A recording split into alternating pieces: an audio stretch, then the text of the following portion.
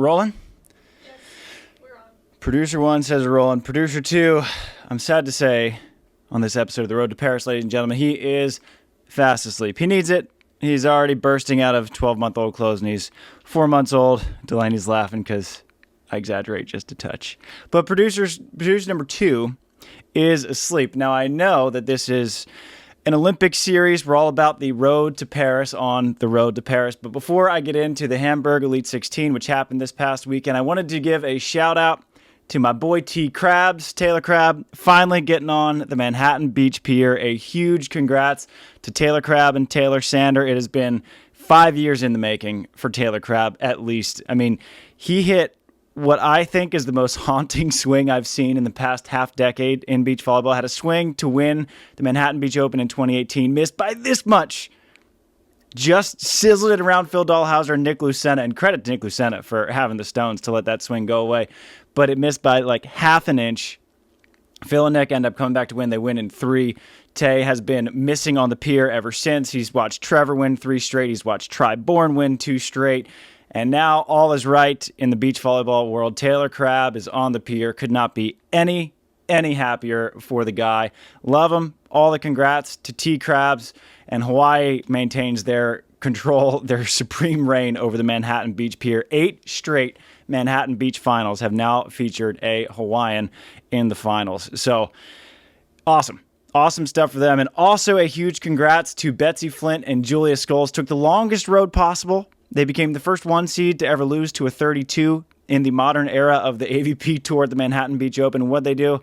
Well, they came back, played 9 matches, won the whole thing, and it made their decision to skip the Hamburg Elite16 look quite good, as Betsy Flint is now on the Manhattan Beach Pier. She was due just as Taylor Crabb was due. She made back-to-back finals, lost with Emily Capers, lost with Kelly Chang, and now she won with Julia Scholes. And they are hot. They made the finals in Montreal, took a silver medal, and then they won the Manhattan Beach Open. So their decision to skip Hamburg looks awfully good. However, the decision for the ladies on my shirt right here, TKN, Kristen, Nuss, and Taryn Kloth, their decision to skip the Manhattan Beach Open and instead go to Hamburg looks awfully good as well. They took a silver medal in Hamburg. That is, by I believe, their 4th medal of the year. Let me fact check that. I got to get my fact check sheet out here.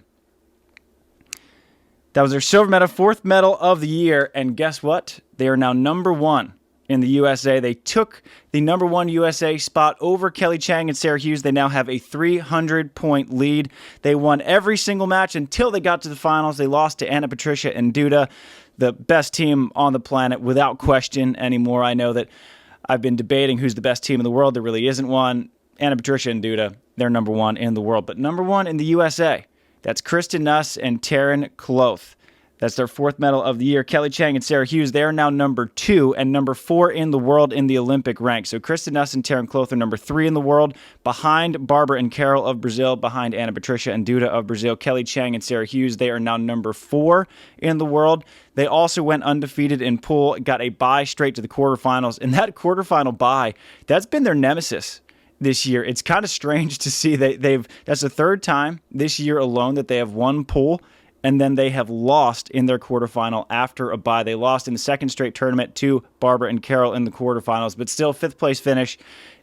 We were asked on our most recent fan question episode, our team's figuring out Kelly Chang and Sarah Hughes, what's up with their slump? I found this on the web for this year. It's the 3rd time this year alone did they have won pole. And then they have lost in the quarterfinal after about a loss. And 2nd Street tournament to Barbara and Carol. Check it out. Wow. So we have apparently a 3rd producer. Uncle Pete Bourne, Try's dad, his laptop was open, and apparently Siri or Alexa was listening into our conversation. So Kelly Chang and Sarah Hughes, that is the 3rd time they've won pool and then lost in the quarterfinals. They're not slumping at all. I mean, they won pool. They beat Svenja Muller and Cinja Tillman, beat Valentina Gottardi and Marta Menegatti. They're playing great. They just keep losing in the quarterfinals, and by keep losing, that's just the 3rd time it's happened. So 5th place finish, that's a usable finish to me in the Olympic ranks. Again, your baseline, the cut line for me is 7,200 points.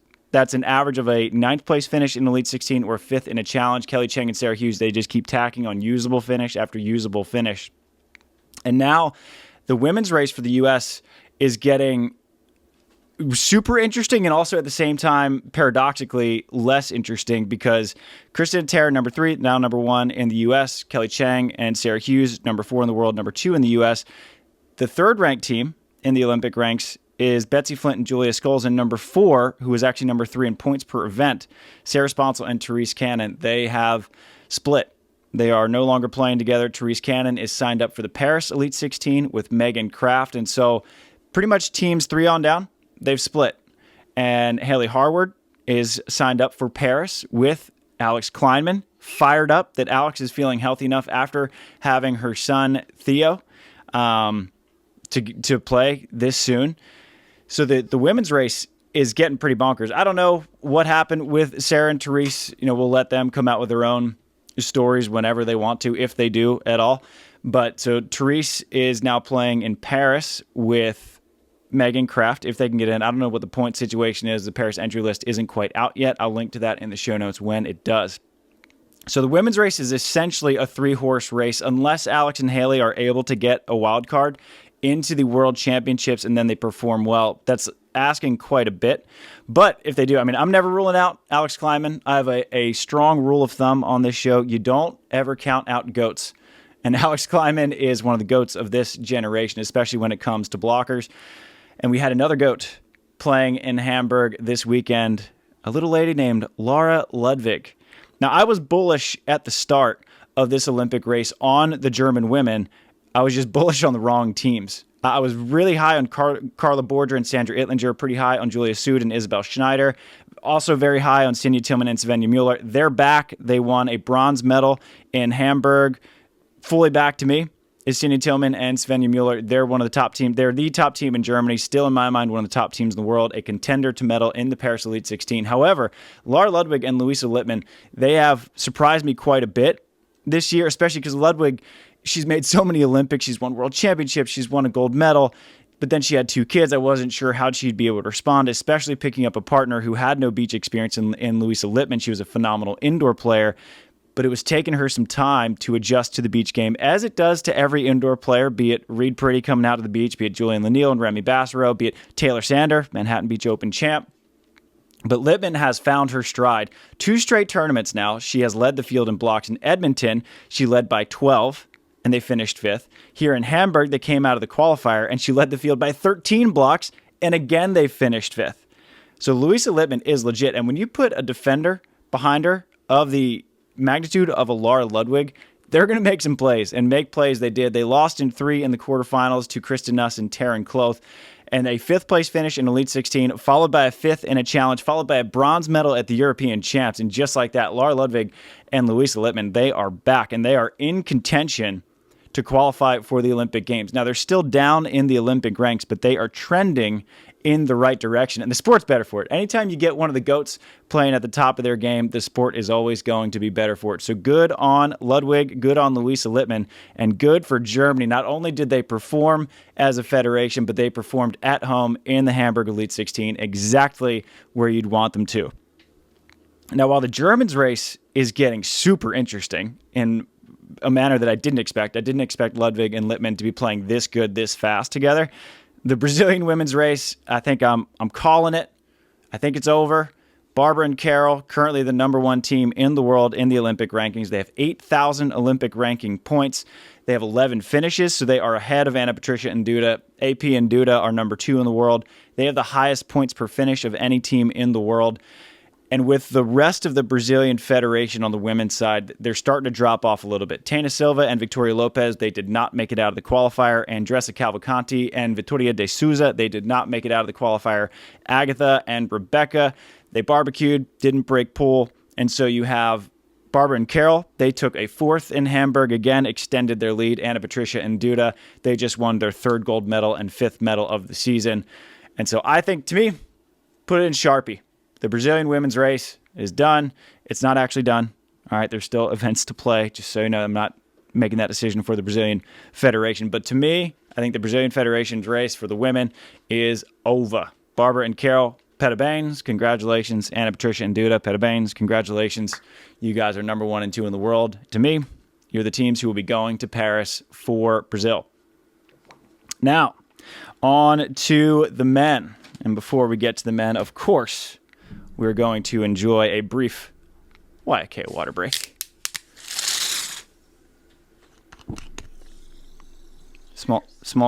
Cheers. Small explosion of the YK. And as always, on our road to Paris, we're putting on our gooders for section number 2, which are now covered in YK sparkling water. Gooder, as always, $25, 100% polarized sunglasses. Solarized would be a nice little word to use in advertising for sunglasses. Make awesome sunglasses, super cheap, just $25. That's why I was able to replace my poor ginger souls who are at the bottom of the Pacific Ocean in Alaska. I've replaced them with these bright blues. Keith and, gosh, I forget the name of this one, but it's hilarious. Keith's Midnight Ramble, something along those lines. They have great names. Go to their website. You'll find it. All of our links to our sponsors at the bottom in the show notes. All of our discount codes are there. You get discounts, you get deals, the whole nine with Wykea, with Wilson, Athletic Greens, love them, and of course, the new sponsor, Gooder. Now, for the men, Sweden is back. Any young fans watching this who are up-and-coming beach volleyball players, if you're not jump setting or hand setting, well, you might want to start doing that right now because Sweden, after Jonatan Hellvig hurt his hand in the Ostrava Elite16 where they took a fifth, had to forfeit to Andy Benesh and Miles Partain. They are now the back-to-back European champions, won a gold medal for the second straight year, and then how they follow that up with another gold in the Hamburg Elite16. Back-to-back gold medals for the Swedish boys. They are now number 3 in the Olympic rankings, jumped up 10 spots in the last 2 weeks alone. Good on Sweden.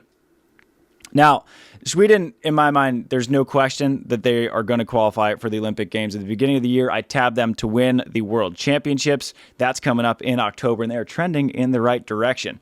Now, Sam Cottafava and Paolo Nicolai, they have not been quite as consistent as Sweden. They've had kind of an inconsistent year so far to the point that they were back in qualifiers and even losing in qualifiers, and now they are back. They took a bronze medal in the Edmonton Challenge. They took a 4th at the European Champs, and then they came out of the qualifier in Hamburg to take a silver medal, challenged the Swedish boys in the finals, went to 3. It was a tremendous final, fantastic. But along the way to that final, they beat Anders Mol and Kristen Sorum. They had been 0-6 as a team against Anders and Kristen prior to that. 4 of those matches had gone 3, had lost every single one of them. Finally beat Anders and Kristen. You could see how much it meant to Paolo Nicolai. He just fell on the sand and laid there for a minute, just basking in it. And afterwards, he's, of course, all class, saying that the reason that the men's game is raising its level so much all across the world is because Anders and Kristen. They have forced the world to level up their game in order to keep up. And now we're seeing Sweden starting to keep up. We're seeing Andy Benesh and Miles Partain. We're seeing Paolo Nicolai and Sam Cottafava stepping up. And Nicolai and Cottafava, they've changed up their offense because while Sweden's jump setting, guess what? Paolo Nicolai, an old dog, he can learn new tricks. He's jump setting, and he's getting Sam Cottafava open net swings. They have evolved their game, added a bunch of wrinkles. Now they are a silver medalist. They are now number 5 in the Olympic rankings, just jumped Adrian Carambola and Alex Rangieri in gross points. In points per event, Alex and Adrian still have the edge there, but Cottafava and Nicolai are now trending in the right direction. 2 medals in their last 3 events and 3 semifinals in their last 4 events. Good on them. Stoked for Cottafava and Nicolai on a great, great event. Now, one more thing on the Italian Olympic race. That was the race I thought for the men's side was going to be the most interesting aside from the United States of America, and that's just biased because I'm an American. I love watching all my buds compete against each other, but Daniele Lupo and Enrico Rossi, they were wild-carded into the qualifier of the Hamburg Elite16, and that was sort of their last life draft of this 2023 season. They beat Steven Vandeveld and Matthew Immers in the first round of the qualifier and then lost in the second round. And I think that is just going to do it for them. To me, their only usable finish as far as Olympic rankings goes is their 9th in the Tepic Elite16 earlier this year. And they've now lost in 3 straight qualifiers. Now, Daniele Lupo, one of the classiest guys, an all-time great defender, especially of this generation. Rossi, obviously phenomenal, made the Olympics with Adrian Carambola, but they haven't quite found it. And their time is running out. And to me, it's possibly running out. And I'm close to putting in Sharpie that the Italian Olympic race is over with Cottafava and Nicolai playing the way they are, with Adrian and Alex playing the way they have this entire season. So the Italian Olympic race, it's getting close to coming to an end. Now, the American Olympic race is getting close. A lot of fans already consider it a race for the second spot, especially because Miles Partain and Andy Benesh, they just continue to win and win and win. They go into Hamburg. Again, they win pool. Again, they sweep Alex Brouwer and Robbie Musin. That's the third straight time they've swept them. Again, they beat Spain. They're playing crazy good volleyball. They swept Adrian Carambola and Alex Rangieri. And then in the quarterfinals, they run into Sweden. Fantastic match. This is the matchup that everyone wants to see between the two teams who jump set more than any other in the world. Andy and Miles lose in a fantastic 3-set match. And I think what really portends amazing things for Benesh and Partain is that was one of Andy's sloppier matches in recent memory. And that was some of the best volleyball I've seen David Ahman play in a long time. And they still went to 3. So when you get the best of Ahman and sort of a C+ performance from Andy Benesh and you're still that close, that's a good sign for the Americans, because when you're playing not that good against one of the best teams in the world and you're still hanging in there with them, it's an awesome sign. So good on Andy Benesh and Miles Partain, tacking on another 760 points in their Olympic rankings, extending their lead even further, putting a lot more pressure on Triborn and Kame Schock and Trevor Crabb and Theo Brunner. Both of whom, if they do choose to go to Paris, will be in the qualifier for the Paris Elite16. It means Miles and Andy are going to be the 2 or 3 seeds. So Miles and Andy are just way ahead of the game, just continue to shine and shine and shine. And their defensive system, it's the way they're running defense is so unique. It's different than any other team I've ever seen play. And we have Andy coming on the podcast on Wednesday. And all they run, their base defense is a big angle block and then a late line dive block from Andy.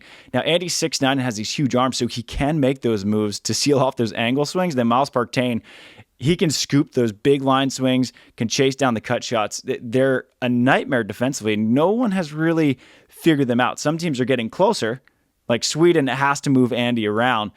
But still, I mean, their worst finish is a 5th. And in the last 3 international tournaments, the only teams to beat him are Anders Moe and Christian Sorum once and Sweden once. That's how good Andy and Miles are playing, and fired up for them. Stoked for them. Excited to have Andy on the podcast on Wednesday. I think you guys will all enjoy that episode very much. Now, the last men's storyline I wanted to touch on is that the Brazilian Olympic race, George Wanderley and Andre Loyola, they struggled a little bit in the middle of the year.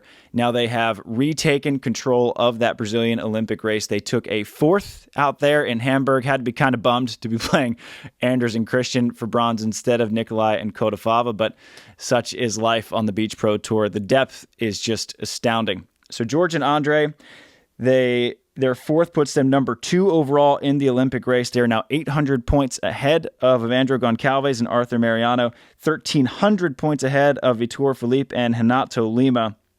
And they have now made the semifinals in 3 out of the last 4 tournaments. So George and Andre trending in the right direction at exactly the right time. You want to be peaking for these world championships that are coming up in October. Cannot stress that enough. Now, for the final section of the show, the struggle bus.